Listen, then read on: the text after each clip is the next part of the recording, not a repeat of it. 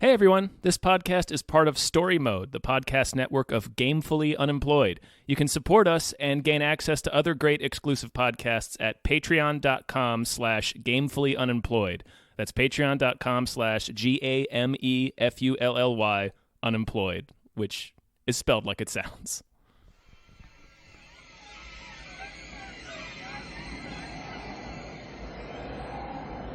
There can be only one.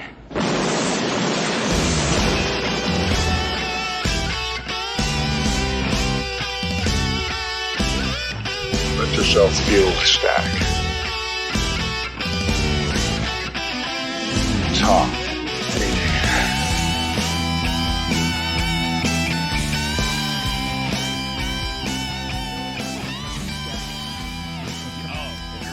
Yeah, I got it out. All right. Okay. All right. Hi, everybody. Here we are, born to be kings. We're the princes of the universe. That was beautiful, Tom. Thank you. Guys, welcome. Welcome to the second episode of Princes of the Universe. Oh, shit. One of your hosts, David Bell. I'm the second host, Tom Ryman, paradoxically, because there can be only one. That's true. Well, that's the final episode. We'll fight it out. Yeah, the last episode we'll fight to the death. Yeah. Guys, this is a Patreon mandated episode. This was I want to thank our producer, the person who's making us watch all the Highlander movies, James Rainey. That's guys, that's what this is about. We are currently watching all the Highlander movies and just kind of giving our thoughts and breaking it down and trying to figure out what the hell is the deal. What the hell this series is. Now, as we discussed in the last episode, I was a fan of the original Highlander. Only saw Highlander 2 a few times, and then the rest of the movies I'm not really into. So this is going to be a journey. Yep. For us, for the rest of this series. Yes, this is a hell of a journey, and we're starting with, we're on episode 2, and that means Highlander 2, the Quickening. The Quickening. I believe we watched the Renegade version. Because it's the only one we have to talk about how hard it is to watch this movie. This is not streaming online. Nowhere. There's like a Czechoslovakian dub of it on YouTube, and that's it. Yep. And so the next task was, getting a copy on Blu-ray. I don't think we found a copy on Blu-ray, did we? Nope. Instead, we found it included in a DVD box set of the Highlander films. The DVD box set has one DVD that's all the Highlander films except for 2, which is in a separate DVD. Something happened around this movie. A lot of things happened around this movie, actually. We're going to get into that. Which we're going to get into. Yeah, this movie is, I think, a famous disaster. It's infamous. Yeah, this is a well-known fucking calamity. This is this catastrophe of a film.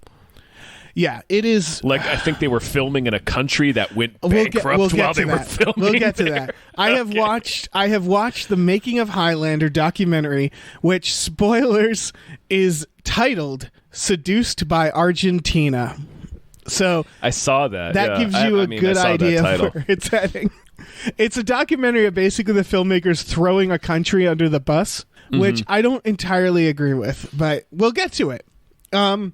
Let's start with our first section, though, which we don't remember the order we went in last time, and I know we could easily check, but we didn't.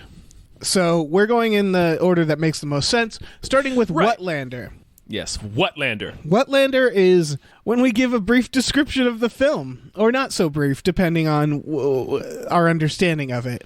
Yeah. I want to say up top that the Wikipedia plot summary for this film is exhaustively detailed, right, leading up until when the action finally happens. That's weird. The IMDb summary is written sarcastically. It's written like, and then this happens for some reason, and despite this shitting on the first movie, they do this instead, and it's stuff like that where it's like, oh, this person clearly hated this movie. Yeah. But, so Tom, yeah, you said you watched this a few times, right? I've seen this a handful of times. Yeah, I actually had this the Renegade edition on a special VHS letterbox edition of it. Yeah, this is the first time I've watched this. But that was like 20 years ago. Right. And I don't know where that VHS is. I probably jettisoned it into the sun like a sane human being. Yeah, okay. I guess first question before we describe the plot. Did you like this movie? No, this is one of the worst movies I've ever seen. Okay. I would argue that I enjoyed this movie because of how bad it is. It's on the border of so bad it's good, where there's certain scenes where you're like, what the fuck? And you have to sit there and try to figure it out. There are some delightfully bonkers scenes, but a lot of the movie is just real boring. Yes, that's the problem. There's some boring shit as well. This film is about... Okay. So it's the year 2024. Yeah, 5 years from now. Yep, industrial pollution has destroyed the ozone layer. And now there is a dome over the world. Shield, a shield shielding us from the Shield ozone, Corporation. from the sun. Yeah. From the sun's harmful UV rays. Right. Run by the corporation. They just call it the corporation a lot. It's the Shield Corporation. Right. But yeah, they do call it the corporation a lot. Not much more thought went into their official name, the Shield Corporation. And from there, I'm pretty lost. Apparently, Connor McLeod... I can take it if you're lost. Christopher Lambert is the creator of the Shield, right? Yes, he teamed up with this other scientist to make the Shield, which, okay... Why is he suddenly a scientist? Let's just save it for Highlander.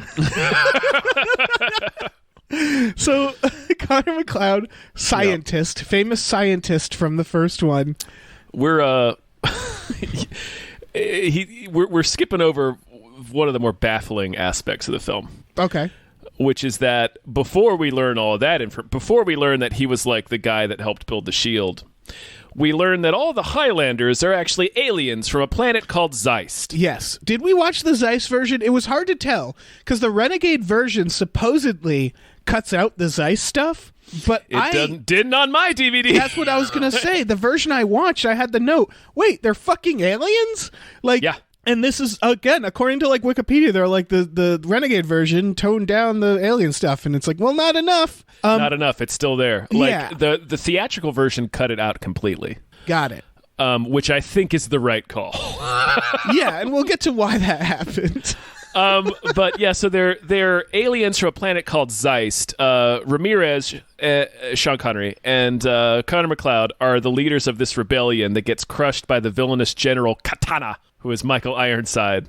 What are the odds the bad guy would be named after a sword? Right. But so rather than just kill them, he takes them to his inner circle of magicians, I guess, who sentence them to be exiled to Earth, where they will live forever. Yeah, they're like a couple of Zods.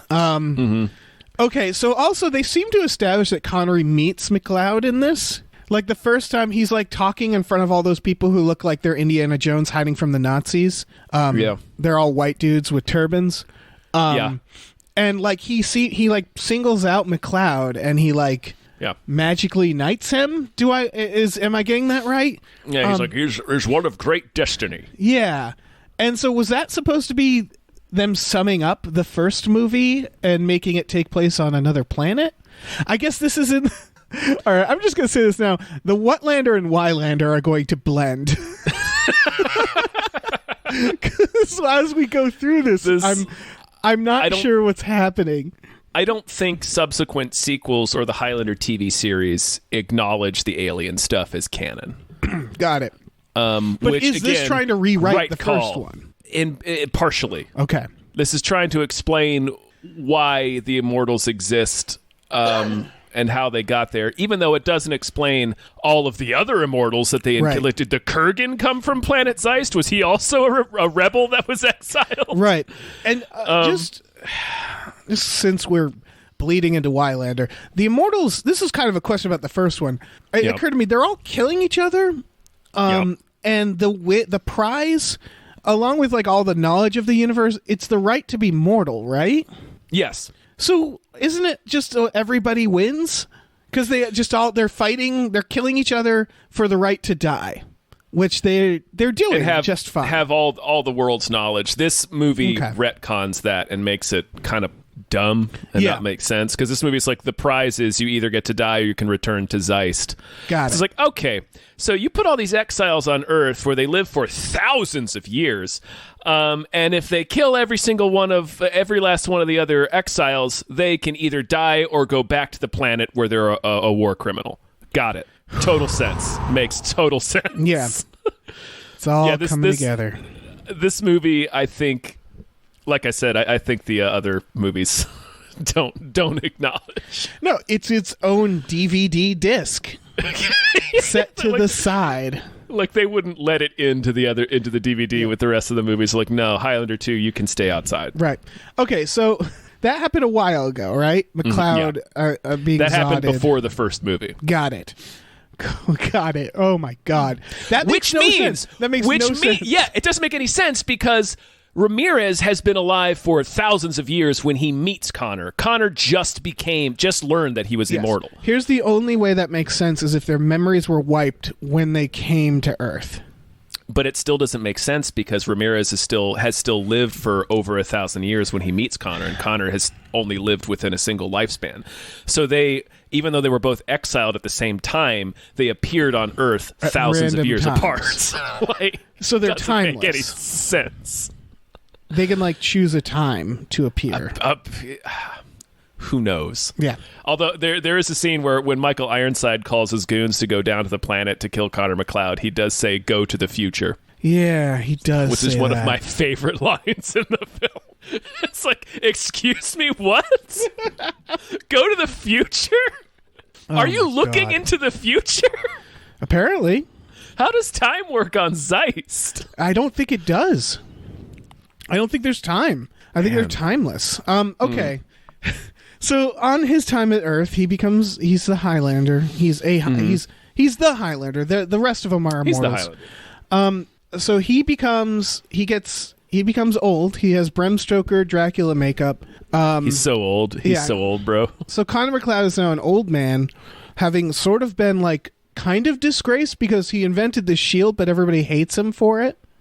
Because it's kind of he saved the planet, but at the same time, the Shield Corporation has become this autocratic overlord because they control the Shield. So it's in order to save the planet, he inadvertently created a monster. Right. So now he's living in a Blade Runner film noir universe. He's just living in Blade Runner, watching the fucking opera. Yeah, watching those futuristic operas where the voice doesn't match the lips of the singer. Sure doesn't. Did you notice that? That seems like that's an easy thing to fix, but sure. Sure, we'll just dub the opera singer. He goes home, enjoys a nice scenic view of a rape on the street, does nothing. Our hero doesn't stop a sexual assault in the first 15 minutes. Mm-hmm. And then I'm trying to remember. He goes to a bar. He gets attacked by a lady. Almost gets mugged, but the guys back off when they learn he's McLeod, which doesn't seems like he could have stopped that assault just by showing his face if he's that famous where people see him and they're like, shit, we don't want a piece of you even though you're 1,000 years old. Right. So is he's a famous immortal because he's the only immortal, and when did that happen? It's unclear. All right, we talked about this. I don't think people know he's immortal. They just know that he's this very famous guy that helped build the Shield, which doesn't explain why those thugs are scared of him. Yeah, it also doesn't explain why he's old, because if he's immortal... He's not. Oh, right. He got mortal again. Mm-hmm. Got it. He becomes... We're getting to it. we're gonna get to that, which I love. This wrinkle in the plot is so dumb that several different characters pointed out to Michael Ironside, but we're gonna get to that in a second. So yeah, he goes to a bar. Yep. Gets yelled at by some lady who's like, "Fuck you! You made us all prisoners of this corporation." The lady was because then they try to kick her out, and she comes back for more. She hits him with a bottle.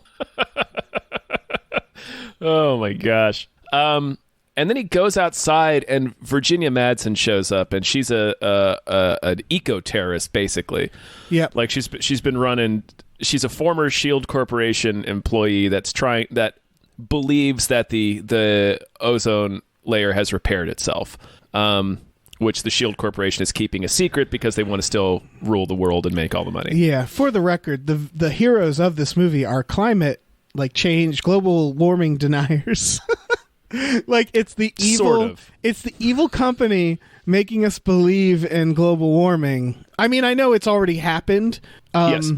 But that's essentially it. It's an evil company keeping us under their power using the myth of global warming. Kinda. You got to do a little bit of gymnastics to get there, but that's kind of what it is. Yeah. So he gets out onto the street. Virginia Madsen shows up, wants him to help, but he's old and doesn't give a shit. And he's like, I don't like terrorists. Yeah. And then Michael Ironside is on Zeist, and he's talking to his three magicians. And they're his weird porcupine friends.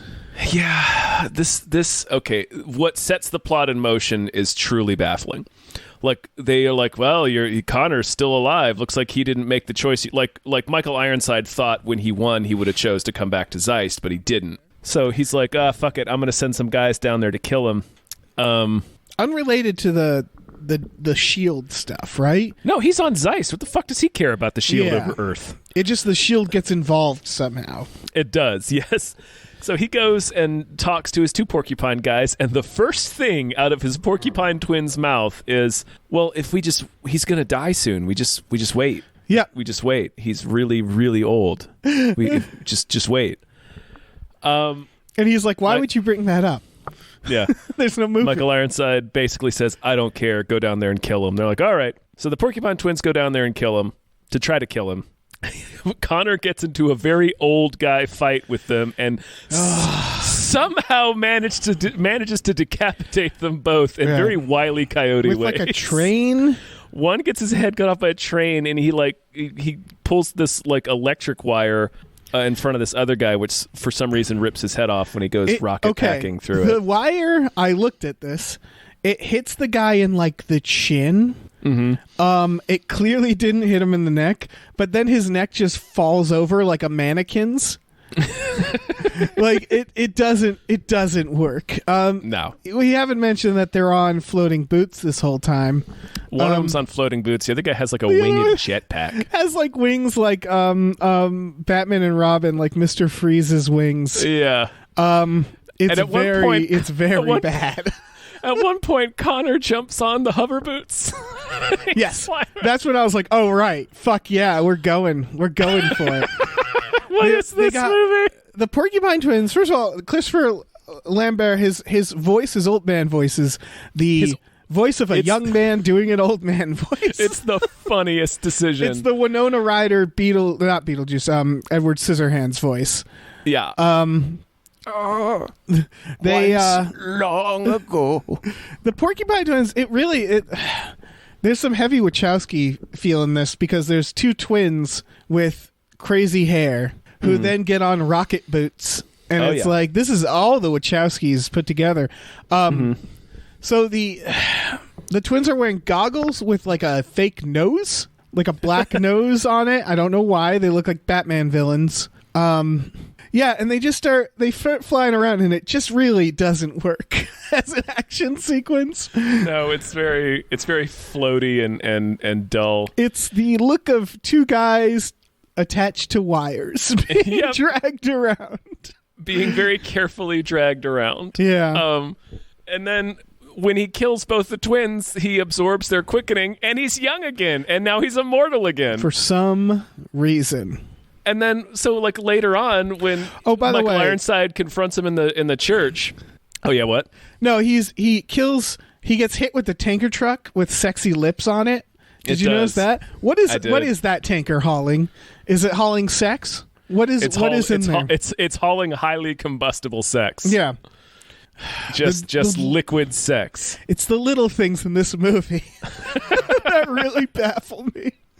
But yeah, so later on, when they're at his wife's grave, Michael Ironside confronts him, and then Christopher Lambert straight up tells him again. He's like, "Look, I was I was accepted mortality, and I was like welcoming my impending death, and then you came back, and then these guys made me immortal again. Yeah, so now I'm going to have to defeat you.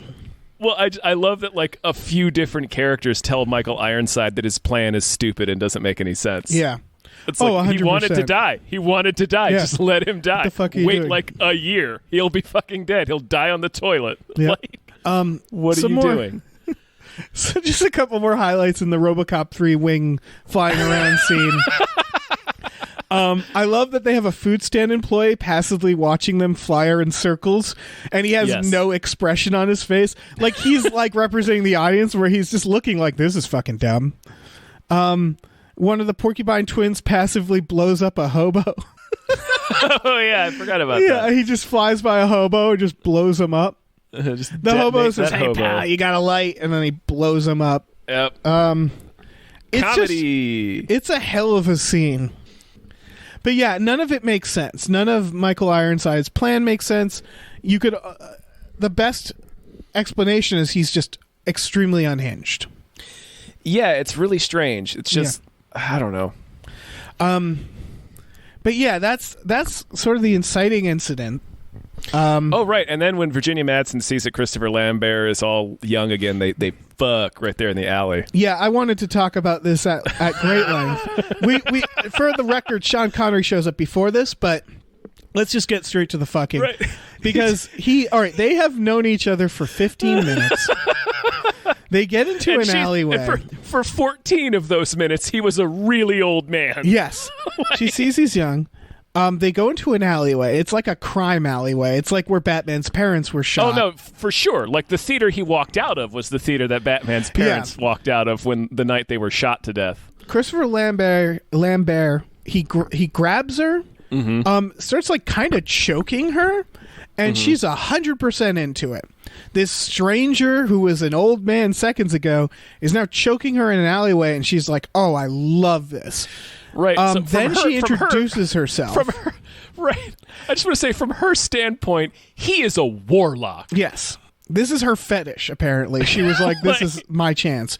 She introduces herself, and not 5 seconds later, he has penetrated her. Mm-hmm. Like, unprotected. There's no condoms. Well, we know Highlanders can't have children, but... Oh, he's like, oh, I'm immortal again. I can do this. She doesn't know that, though. Right, he's been alive for centuries. He could be carrying around just suitcase loads of STDs. Right. Like he doesn't But know. Again, she doesn't know any of this. No, they just start raw dogging in this shitty alleyway like a couple of junkies. And it's just like... she's so into it. Everybody's so into it. It is the single craziest scene in this movie. As I had to like stop and look up the synopsis because I was like, wait, did they establish that they know each other? And the synopsis on IMDb says, despite them never having met each other until now, they have passionate sex in an alleyway. And it was like, okay, I didn't miss a thing. That is a hell of a fucking scene. I was saying this to you before we started recording, but this movie is just a kaleidoscope of bold decisions. Yes. And that is chief among them. Yeah, that was the boldest of the decisions. I don't know why it never played into more the bold movie. than putting them on a different planet as aliens. They never needed a romantic subplot between them. It was unnecessary. It doesn't play into the main story. Not really, no. But they were just like, you know what? They should raw dog right here in this alley. They should fuck. Yeah. Why not? Fuck that immortal guy. Why not? Yeah, fuck that demigod. Yeah. It was so fucking weird. So Sean Connery teleports into a Shakespeare performance. He teleports into the middle of a Shakespeare in the Park performance in Scotland, and for some reason doesn't understand what a play is. Yep. He doesn't understand a lot of things. He starts bullying the performer, and the audience is into it. How could he not know what theater is? Like he was like this refined Doesn't he not know what dude. statues are later or something, or sculptures? He was confused by the modern art aspect. Oh, that makes sense. Yeah. That's a fun bit. He was like sort of sculpture. He clearly understands that That's the thing. It's like, I get the idea when he's like, oh, a long way from horse and buggies, where he's like, yeah, I get it. I'm fucking immortal. I'm not going to understand the world right away. But theater, it's not, okay, here's the thing. It's not that he doesn't understand theater. It's that he doesn't notice that he's in a theater play for way too long. Mm-hmm. Where, like, he starts talking to the Shakespeare guy and doesn't notice the giant crowd of people who are totally cool with the fact that he just showed up via lightning. He lightninged in there. Yeah. Then he like tells the guy, gives him crap about being gay or something. Yeah, it's when the guy gives the line about Yorick, like, those lips, how many times I kissed them countlessly or whatever, and then Sean Connery's like, whatever feelings you had for this fellow while he was alive, it's none of my affair. Right. It's like, then why'd you say anything? Right. I guess he was trying to be woke. That's as woke as Sean Connery's going to get. that is approximately as woke as Sean Connery gets. Then he takes the guy's sword, which I assume is fake. It has to be. If it's not, this... Yeah. And then he leaves this beautiful theater, right? It's like a big outdoor theater. Yeah. And then they show him coming out the front, and it looks like a porn theater. It says Theater Hotel on a neon sign in like a grimy street. It was like, where is this? I think it's supposed to be in Scotland. Yeah, it says Scotland. But I just mean, like, where is this in a city? It's just it's a very strange transition of two sets to me. Yes. And yeah, and that's how Sean Connery becomes a part of this movie. Yep. He just lightnings, because Sean Connery apparently is a wizard in this, which is not something that was ever established in the previous movies. Like, he can just do magic now. Yeah. Then we get the I think we get choke sex after that. Mm-hmm. And then we get the best scene of the movie, which I would watch, I think, for a whole movie, which is Sean Connery picking out a suit. Yeah. Yes. With a single earring he pays. Oh, his finances are questionable. He gives the suit guy a single earring, and they're like, hey, I bet this is worth something. We're not going to check. Let's have a suit montage. And then they do. He could have just got that from Claire's. You have no idea where that earring came from. Yeah, that guy doesn't know he's from the past. Mm-hmm. Like, he doesn't know anything about him. And that apparently is enough to get him a flight on a 50s prop plane in the year 2024. Yeah, with a safety video that it's intentionally this way, but, like, for some reason the safety video is halfway through the flight.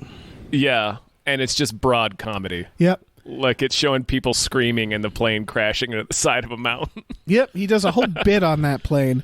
Yeah. That woman he's with, I guess she married the producer later or something like that. I was watching the making of, and a happy marriage came out of this movie. So you got to give it that. Shit. He got the sword through security again in 2024. They just don't give a shit anymore. No, they don't give a shit. The transportation in general in this is it doesn't quite make sense, because we also have subway trains that can go up to 600 miles per hour. I think he tops out at like 800. Okay, yeah. And so much that he kills everybody. Yeah, he goes so fast that everyone on the train dies, and that's before he crashes it. Right. This isn't Sean Connery, by the way. This is Michael Ironside. Michael Ironside meteors in from planet Zeiss into a subway car, and then just decides to kill everyone in the subway car by driving at 800 miles an hour. The movie goes out of its way to let us know that there are children and babies on board. Yeah. And then they show the baby in the carriage just flying down the subway car, and then everybody just slamming into the back and exploding blood, while Michael Ironside just makes crazy fucking faces with his long hair wig. Going like 800 miles per hour. There are so many long hair wigs in this movie. Oh, yeah. Like all three of the principal male actors are wearing these bodacious hair wigs. Right. So that's where we're at in the plot. Also, I want to point out the Psychic Cook show that I think Sean Connery watches on the plane. I think so. I would watch that for hours. Well, the Psychic Cook. Shit. Yeah, I'm trying to remember. Like they reunite. Okay. Yeah, Connery shows up. They reunite. They have a celebratory friendship sword fighting reunion. Yes. That woman lives on a stage. Like he's now shacking up with that lady who. It's not just her. No, did you notice no one turns on lights in this movie? Yeah. Everybody lives in the dark. And also, every location is like a gigantic open room. Like the bar didn't have any walls. Yeah. I think it's supposed to be kind of dystopian. Like a minimalist Shakespeare play. The idea is they don't have enough power or something. I don't know. Maybe. So they reunite. Yes. And again, to mirror, because it's like poetry, Tom. Because while Sean Connery shows up, has his reunion, Michael Ironside shows up and goes to his place, which is the corporation, which is also dark. Well, no, wait. A very important. Okay, we got to kind of move through the rest of this quickly, but we don't have to. Well, we don't have to, but like a very important thing happens in between that. In between Connery showing up and Ironside going to the Shield Corporation that I really need to highlight, and that's they fight. Ironside and Connor fight in a factory, and Michael Ironside beats him. I forgot about that. Yeah, but doesn't kill him. Right. The scene just ends. It's like apparently there's a version of this movie where they cut those two fights together, and it was like really confusing. And I think they did it for the reason you're pointing out. Right. It doesn't make any sense because it's like they fight. He fucking thoroughly fucks Connor up. His like back is broken and shit. And he's like standing over him doing his Michael Ironside laugh. And then it cuts to Connor just walking into Virginia Madsen's apartment. Just like, sup? It's like, what the fuck just happened? Yeah. And then like Michael Ironside going to the Shield Corporation. It's like, what are you doing? Yeah, it's so fucking weird. The corporation doesn't have security, but they just have like random guys who can stand up and shoot. He chokes a guy. Michael Ironside chokes one of the businessmen. This is like a board meeting, and no one flinches. And then like John C. McKinley, who is in this movie. He sure is. That was shocking. I didn't know his career. I didn't know he had roles like this. Oh yeah, starting out, he was in small roles. Like, I mean, you remember? Well, I thought this was a bigger role. That's what I mean. Like, I remember him in like Seven, where it's like, oh, he has a few lines. This is like a major character. Yeah, kind of. Yeah, I mean, I was happy to see him. Mm-hmm. But then he's just like, somebody get this guy, and like a random guy who's, I assume, one of the executives stands up and tries to shoot him. Well, he doesn't try. He successfully shoots him. Oh, right. And then Michael Ironside rips his jaw open. Yeah, he and does. Again, no one's shocked. They're a little shocked at that point. Right. Because he sits down next to McGinley and is like, so you're going to help me find the Highlander. It's like, okay, you found him. Like, what are you doing? Right. Then Connery shows up. Right. It was at this point in watching the movie that I refused to believe that it was only 90 minutes. Because I was just like, this has surely been 2.5 hours, right? Yeah. This movie. This is the longest 100 minutes. Yeah. They infiltrate the corporation by pretending to get shot and killed. Well, they don't pretend to get shot. Okay. They pretend to get shot in a way that would kill them. They don't pretend. They get shot. I'm just saying they get shot and they pretend to get shot in the way that we all get shot, which is that you are then killed. They play dead. Yeah, they drive their car in there and get riddled with bullets and pretend to be dead. That's an easier way of saying the thing I said, sure. It's like, oh, they get shot. Yeah, they sneak it's an extended sequence of squibs exploding all over their entire bodies. Right. Sean Connery, they almost get Willy Wonka'd by a fan. Sean Connery self-destructs. Yep. Is that what I saw happen? Pretty much. Like he summons. He gives us some line about like summoning all of your life energy into one moment, and then does magic. He blows up like the Death Star, and then explodes. Yeah, and in like a fireball. Yeah, and I'm not entirely sure what was happening in any of that. Because he's like, this will help you go, like get away. But it seemed like they could leave no matter what. Well, yeah, he used his magic to like open the door, and the fan was still up there. It's like, Sean, it seems like you can leave. Like you've got a few seconds, man. But he just stays there and explodes in a fireball. Yeah. He's a fucking Terminator? Like, what is this? I don't know. So they find, as they're running in the tunnel, they find his Connor's old partner who built the shield with him, who tells him, no, the shield really is unnecessary. Here are the coordinates to go turn it off. So they leave and drive out there, and Michael Ironside tries to intercept them on the truck. Like the Terminator, he punches his way through the windshield, but gets thrown off. And then they get to the shield coordinates to deactivate it, and they have one more sword fight that it ends very abruptly. Sure does. Like it's kind of short, and like it's like for being the last battle with the bad guy. Like when Michael Ironside gets his head chopped off, I was like, really? That's Hold it? on. You skipped over the part where Michael Ironside crushes John C. McGinley's testicles and throws him out a window, and he goes flying down the window like a dummy and crashes into a car. He lands on like a train track.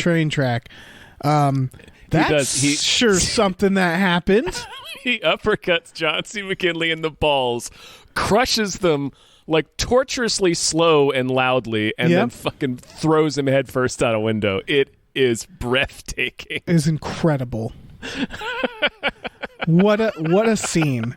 That's what I wrote. I think this might be the best film ever. It was a real ups and downs watching this movie. It's peaks and valleys. Yeah, for sure. So they briefly go through the mountains and they see, that in fact the air is breathable. And then what? They shut down the shield and everybody's happy? Yeah, they turn it off. Shield goes away. They look up at the stars and smile, and I guess they're a couple now, and then the movie ends. Yep. Now, apparently in some cuts, they teleport away to Zeist for some reason. Yes, like, why the fuck would he go back to Zeist? There's a version where they turn into, like, pure light, and that's the end, and it's like, huh. All right. Boy, you guys just didn't have a coherent idea about this film, did you? Yeah. Well, we'll get into that. Before we get into Highlander, in the Highlander, I do want to try to take a guess at, because I couldn't find this in Highlander, of why this film is what it is. I don't know. Like, nothing I found on Wikipedia. Like, it said I have a solid guess. Okay. So a few scenes stick out to me. The airplane scene with the plane crash, the psychic, was it psychic cook? Psychic chef, yeah. Psychic chef. Mm-hmm. The corporation, the dome, and the ending of giving everybody air. I want to point out that Total Recall came out a year earlier, directed by Paul Verhoeven, who also did RoboCop, which I would also argue there's a little bit of RoboCop in this. There's a little bit of RoboCop in it for sure. And I think that's what they were doing. I think they thought they were making something satirical. I think the idea, and I had never considered this before, because I don't think I've ever seen it, is that we have, these days, The Dark Knight came out and everybody was trying to be gritty from them on. Mm-hmm. I think Paul Verhoeven was copied during this time, and the result is shit like this, where it's like they think they're being funny and kind of weird, like kind of random, like but fun. Like I think they were just trying to make a Paul Verhoeven film. That's weird. But doesn't that make sense when you look at the movie? Yeah. Like it's tongue in cheek enough. And it keeps adding these weird random things, like the plane, like that plane video. I think they thought they were being satirical. Same with the psychic chef, where they're like, it's the future. It's like Running Man and stuff like that, where it's, I think that's what they were trying to make, is like one of those, like this. I don't think this is that far away from movies like that we hold dear. It just wasn't well written and didn't really have a direction.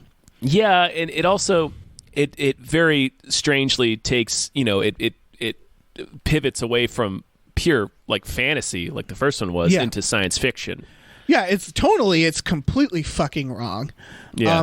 And so that I think that's my best guess. I mean, that sounds like that might be what happened. Yeah. Yeah. You want to get into Highlander? Because I would love to get into Highlander, because this movie is blowing my mind. Yeah.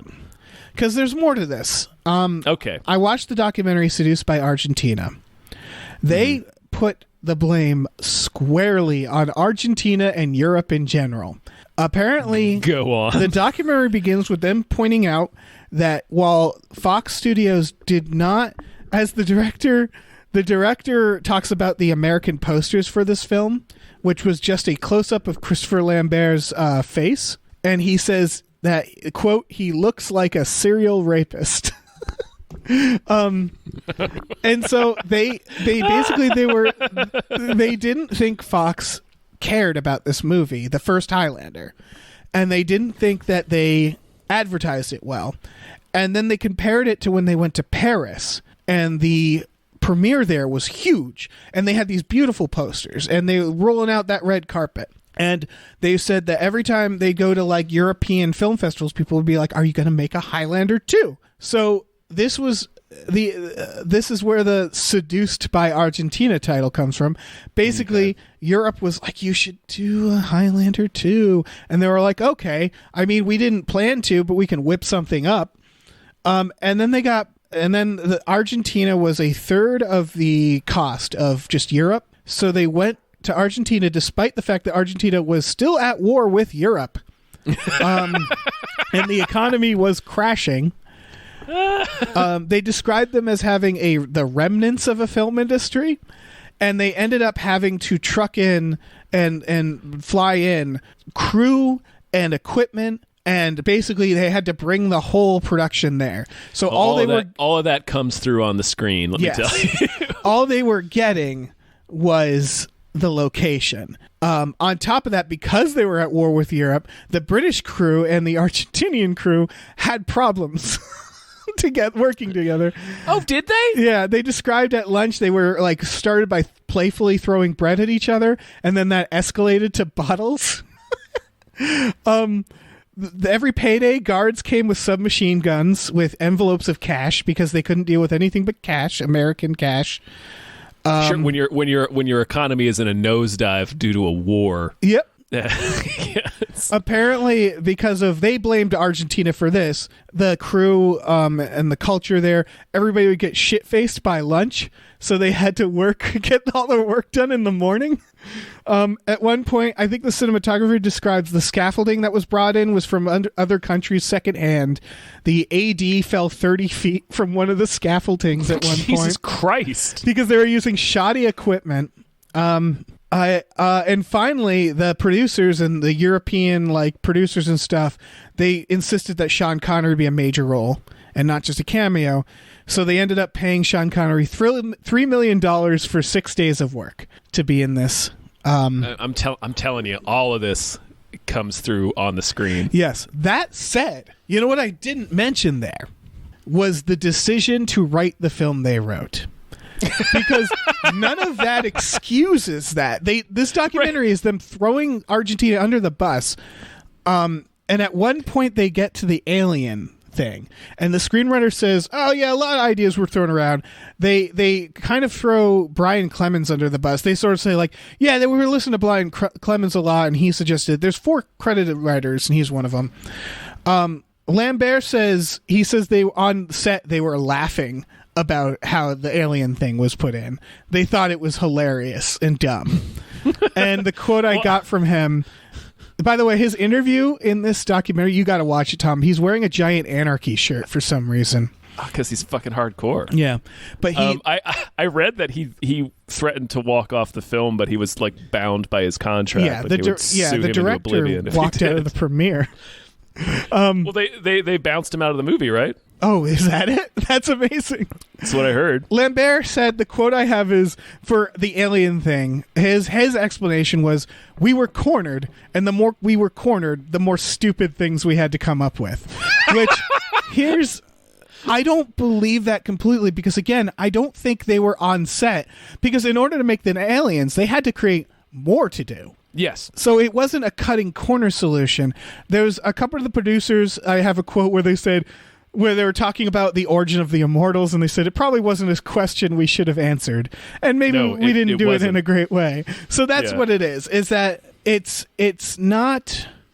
I can I can believe that they might have been pressured to put in a sci-fi element because, as you pointed out, like Total Recall had just come out and that was a huge hit. Yeah. So they're like, well, let's give it a sci-fi spin because fantasy never sells. I think they were pressured by themselves. I don't think Argentina had anything to do with it. No, Argentina definitely didn't do that. What the fuck would a country care what you put in your movie? I think it came down with the writer did not go in the right direction. I get the instinct because all right.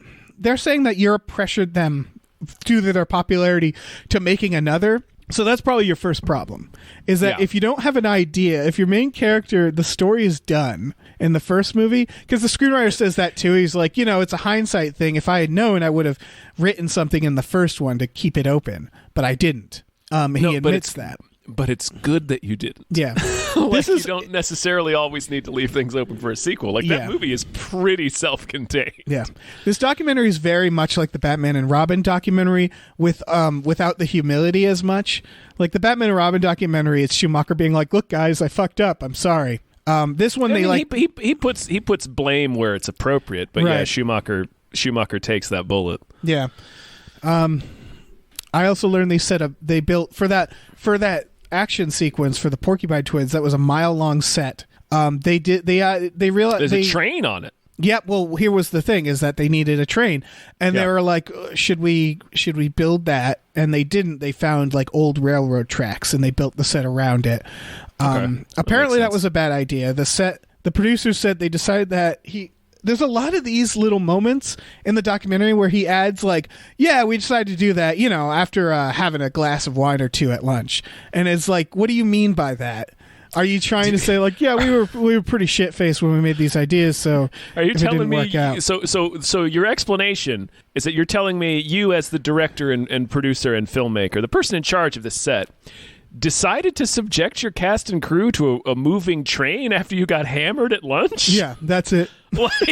That's your explanation? A lot of drinking on the set of this, it appears. Oh, I don't doubt that. Yeah. But again, none of that makes up for someone had to sit down and write this. Like, this movie is there are problems like at the fundamental DNA level of this film. Yeah, like blaming the production.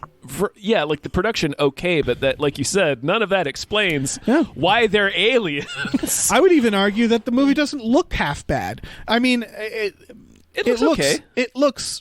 It has problems, a lot of problems, but like it doesn't. When you watch this movie, it's more that the reason this movie doesn't work never really had anything to do with the production side in my head. No. I wasn't watching and being like, that camera shot doesn't make sense, or the editing is shitty, or like, oh, it looks like they forgot to film a scene. It's not that. It just seems like someone wrote a really bad idea. Yeah, this is a bad story, and it's particularly baffling as a Highlander sequel. Mm-hmm. It's like, okay, so he's a scientist in the future that built a dome to protect the Earth from UV rays? Yeah. Why is he a scientist? Why is he a scientist? Another bit of information. Lambert wanted real swords while filming. This resulted in him chipping one of Michael Ironside's teeth. And Michael Ironside chops off the tip of one of his fingers. Sure did. I read that. Lambert lost part of his finger making this movie. Couldn't be more delighted. I mean, what do you think's going to happen if you hand Michael Ironside a 22-pound broadsword? Uh-huh. Somebody's losing a finger. No, somebody, and it's probably not Michael Ironside. This movie. Michael Ironside doesn't look like he wouldn't cut your finger off. Yeah. No, he looks the opposite of that. Yeah, no, in point of fact, it looks like his character moved in the opposite direction. Yeah. But yeah, I think that's what this is. I think it's a screenwriter watched Total Recall and was like, everybody loves this Verhoeven stuff. Yeah, it's for some reason they decided to make a Highlander sequel as a science fiction futuristic comedy. It's very strange. Yeah. And so he wrote this up. They went to Argentina. Things didn't go great there either. So yeah, there probably was a lot of problems while filming. Nobody was into it. The performances aren't as good. And yeah, it just made a real stinker. Just made a real terrible movie. But the result is a film that is really hard to figure out why it exists. or how it happened. It is amazing. So many bold decisions. Yeah, in this film. I would tell people to watch this, but I don't know how. Yeah, it's not worth the work it takes to track this down. Go to your local library and find Maybe they have it at the library. Go into the haunted basement of your library, look through some old boxes, and you'll probably find Highlander 2. Yeah, just somewhere in there. It's if you don't find it down there, it's probably buried out back. Yeah. Oh, for sure. Yeah, this is a film. Just go out back with a metal detector. When your metal detector explodes, right. That's where you dig. This film is going extinct. Yes. And that makes me sad. It reminds me of Super Mario Brothers, another film that's sort of going extinct. You can't really watch it online. Some movies are more deserving of others. I would also say True Lies is going extinct, but that should not go extinct. That's because Cameron's a butt. Yeah. He has to personally oversee every transfer, so I don't think There's The Abyss rumors is on that's Blu-ray coming, yet. Finally, isn't that correct? The Abyss is not yet on Blu-ray. The Abyss and True Lies are the two that are come on. What the fuck are you doing, man? Yeah, Jesus Christ. But at least you can watch those online usually. Highlander 2 should not go extinct either. No movie should go extinct. I don't think any movie should, yeah. But this especially, I don't know. I think if a movie's like super racist or like doesn't have, where it's like this isn't helping and this is just boring. Even then, I think you should keep that shit like in a museum or something, right, like right, somewhere, because I think it's important to see. Well, it's like the Disney Song of the South, where they were like.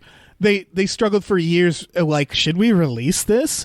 And, like, I think they finally did release a copy with, like, a Black history professor doing an intro.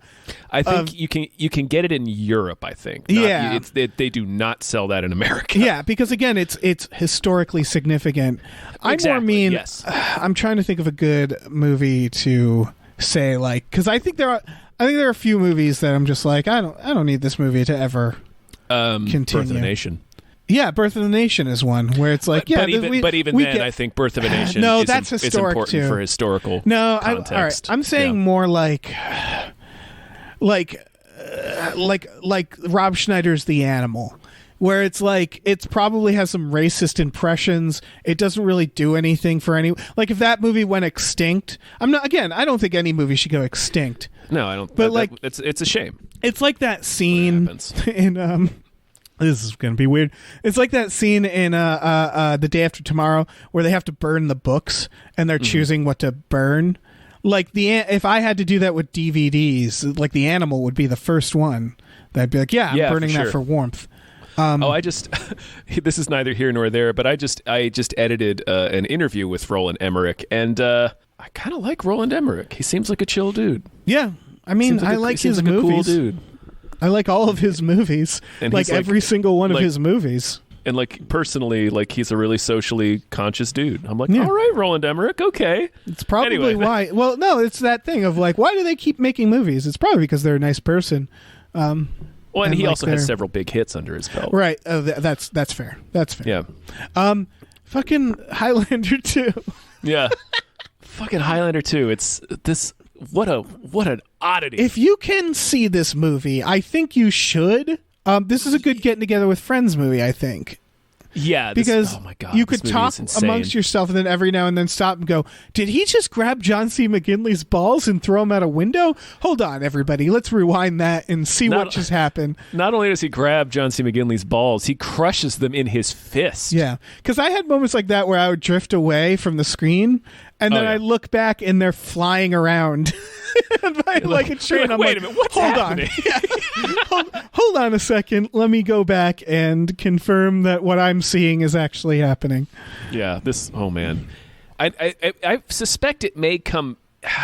Something tells me, like with how many fights there have been over the different cuts of this film, and the fact that it's on a separate DVD and that collection that you got. And I know they did it like within the last year on How Did This Get Made, so it must have been available on a streaming service before then. That's true. I feel like this movie probably has a lot of legal battles going on over who owns it. 100%. Its release, like everybody about this, as I can definitely tell from what you've told me of the documentary and what I read online. This movie just made everybody bitter and resentful of everyone else that worked on it. So, the making of is is the making of is a defense. It's like or a defense and like an attack.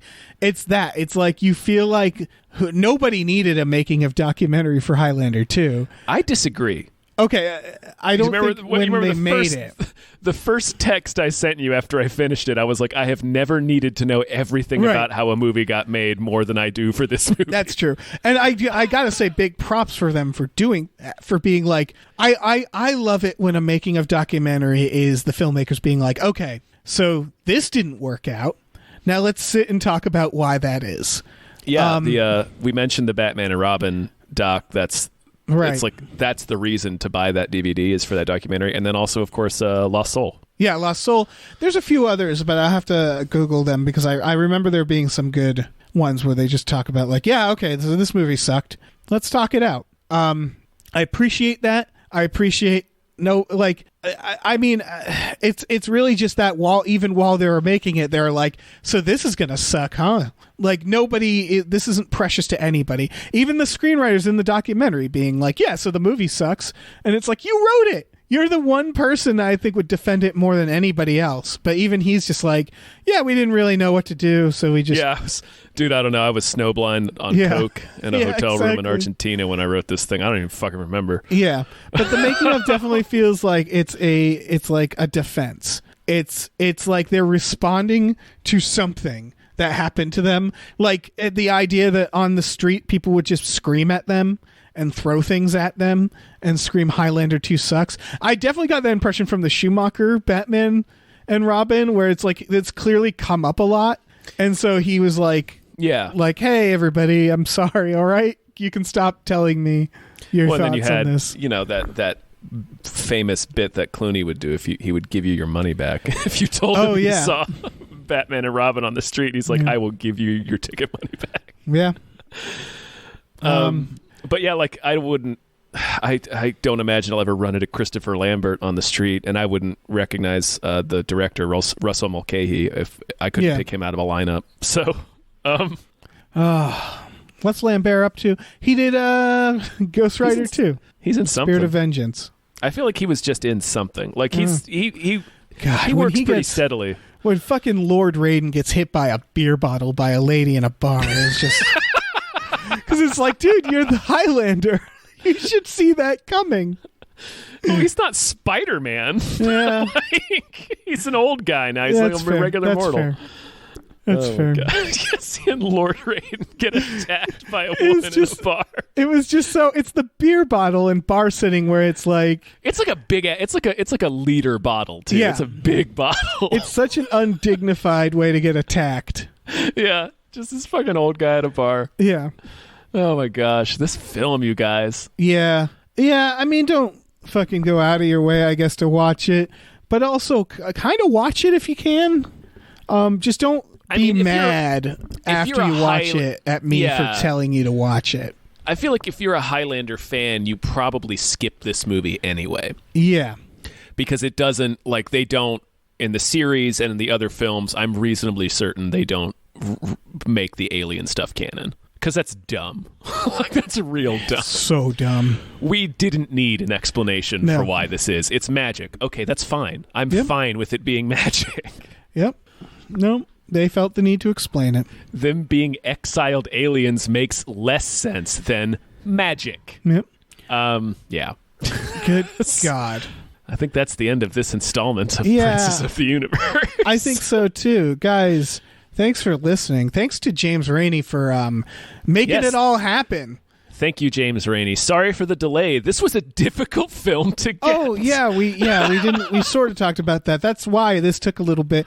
Hopefully, the rest I think are available. The rest are pretty readily available. All right, yeah. This one it was just a little delay because I think I still have a VHS of this coming in the mail, and I think it's going to be the theatrical version. So I might watch that on my own time. Do you have a VHS player? No. I would have to get one. I do. I have one. Okay. We'll make a night of it. Yeah. We can make this shit happen. We're going to get together and watch Highlander 2 The Quickening on VHS. Yep, the way it was meant to be seen. That's how I saw it. I saw it at my dad's house. He rented it from Video Express. Nice. I hope it's a full screen version. It better be a full screen what I get. Oh, it's gonna be pan and scan all the way, bro. Yeah. Oh, you kidding me? Are you kidding me? Perfect. VHS from 1991. That shit is pan and scan. Yeah, very very good point. Remember when there was like an option where you could get DVDs and you could accidentally get the full screen version? Yep. What a weird time where we had to change the shape of TVs. Like, that's wild. Oh, it's interesting that people became everyone sort of became like low-level cinephiles after the release of DVD, because getting widescreen movies was a thing you had to track down, and it would more often than not piss people off because they'd be like, I can't see the whole movie, even though you are seeing the whole movie. That's the point. I know. I remember that struggle, and then we had to physically change TVs. Yeah, and then people were like, I get it. Yeah, once people realize that, like, oh no, wait, I'm seeing the whole movie. I wasn't before. Yeah. So then they made the TVs a different shape to compensate, and here we are. Which now is everything weird because is in widescreen. Now they're making old TV shows widescreen. Yeah, I'm trying to remember my film history because I think what happened was full screen on TV was a response to film. Like, I think film was always somewhat widescreen. Yeah, and then TV was like, I don't know. There was a little bit. I think older films, they're not. Films got more square. Yeah, started. I don't know. I remember this is the worst podcasting. I remember the explanation between that, the sort of conflict between the two being different than I thought it was and kind of interesting. And now I don't know what it is. So now I'm just saying that it's interesting. Oh, maybe I feel like this is like an Abe or a Ganser question. Yeah, I could Google it, but then you just have to hear me Googling something quietly. It's not important. It's not important. No, none of this is important. None of this is important. Should we wrap this up? Yeah, we already did. Oh yeah, well, tell them what we got going on, guys. You guys got Patreon. This is from one of our Patreon subscribers. Is the reason this exists. If you're interested in checking out our Patreon, you go to patreon.com/gamefullyunemployed. We have exclusive podcasts like Tom and Jeff Watch Batman and Fox Mulder is a Maniac. Sing it. Yeah, there's you can watch movies with us every Friday. There's different tier levels. There's going to be some new ones coming up. We got some open, like, if you want to produce your own podcast series with us, that tier is open up right now. They go pretty quick. Go pretty quick. So check it out, guys. We also have a store, tpublic.com/stores/gamefullyunemployed. We can get cool t-shirts and stickers and a really awesome Mulder poster that Starlene Hodge drew for us, and she's also working on a new t-shirt. It's a Where's Bane shirt for you, anyone who's a Tom and Jeff Watch Batman fan. Yes, sassy Ben Mendelsohn. Where's Bane? I've seen the t-shirt design and it is it lovely. Looks so good. Yeah, great image of Bane in that. Solid Bane. Yeah. Should we do a t-shirt for this? Should we do Christopher Lambert just fucking a lady in an alley? Is that a t-shirt? No, I'm going to answer that. No, we shouldn't do that. We should do a Princess of the Universe shirt. We should do some kind of Highlander shirt. All right. Stay tuned, guys, for the Highlander shirt we just came up with. All right. All right. Bye, Lander. Bye, Lander.